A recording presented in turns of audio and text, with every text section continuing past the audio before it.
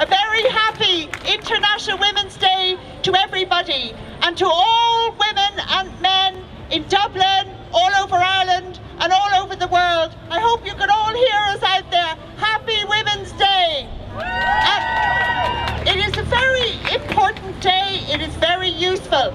It gives us an opportunity, first of all, to celebrate and to mark our achievements.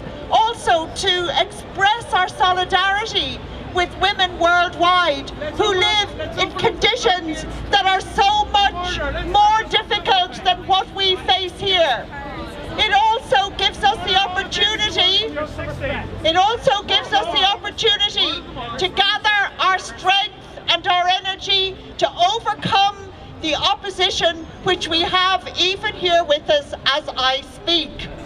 So I want to just very briefly talk about three issues which I think are the major campaigning issues at the present time, and which all of us in one way or another are involved with some or all of them. And the first one is the major campaign against austerity, which is now being incarnated and embodied in the anti-water charges protests, which are about protesting at water charges, but which are also about our rage, our anger, our absolute frustration with the government which has wreaked such havoc on the lives of so many.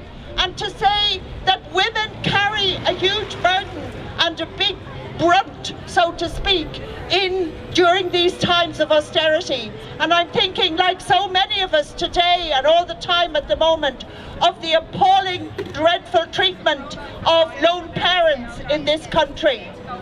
And to say that, to remind ourselves that the vast majority of people who are on the one-parent family payment are women, and that their small, paltry payments are going to be reduced even further under this terrible, devilish government that we have, and that is a disgrace.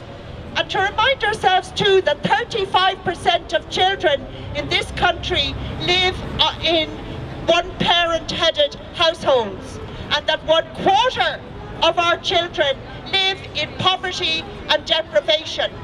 And that is an absolute disgrace, and I think it is something we have to fight very hard against.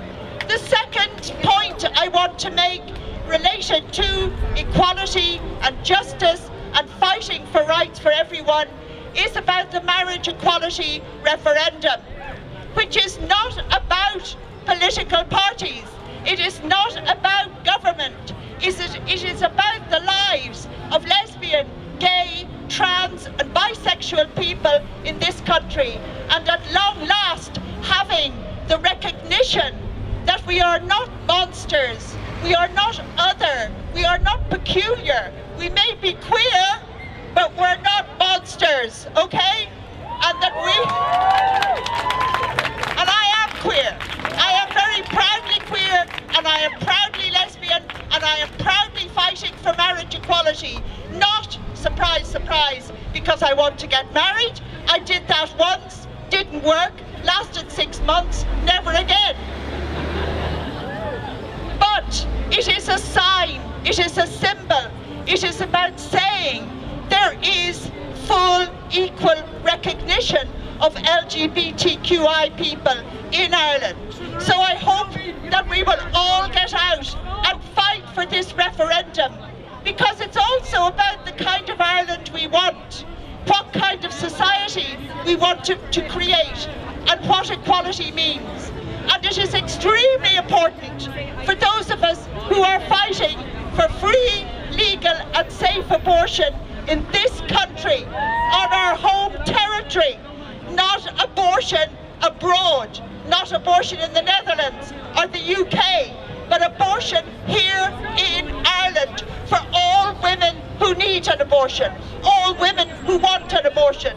And I'm saying now it is time for us to speak very plainly and to say that sometimes, often, typically, when a woman wants an abortion, she wants it for a reason which has nothing to do with an extreme or dramatic case. She wants it because she doesn't want to have a baby. And she should never, ever have to explain why she does not want a baby at that time in her life or at any time in her life. She simply does not want to have a baby at that time or maybe ever. So it is time for us to start calling, as we do in the pro-choice movement, an abortion is an abortion. Every woman is entitled to make that choice and to have that abortion here in Ireland.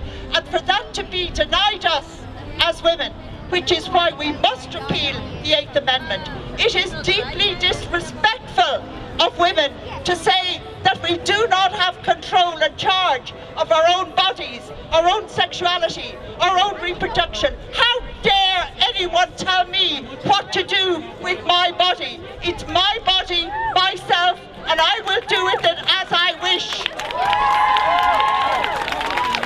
We know that awful constitutional amendment which dares to equate the life of a woman with that of a fetus has to go.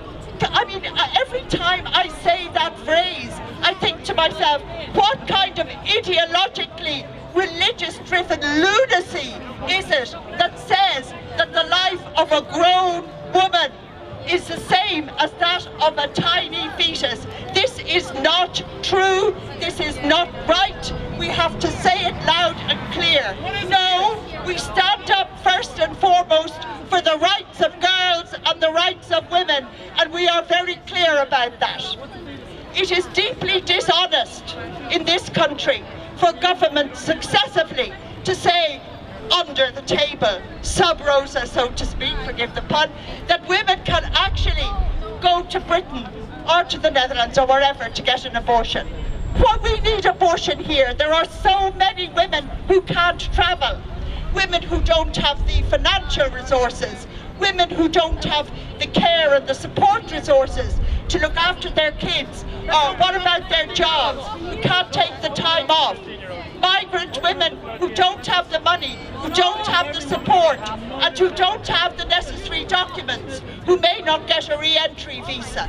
We know those terrible, terrible situations, that there are very many women, and we will never know how many women who have had to go through with unwanted pregnancies. We call them unplanned. Yes, they're unplanned. For many women, unplanned pregnancies are also, quite bluntly and quite simply, unwanted pregnancies. And a woman has to be able to say, I do not want this in my life now.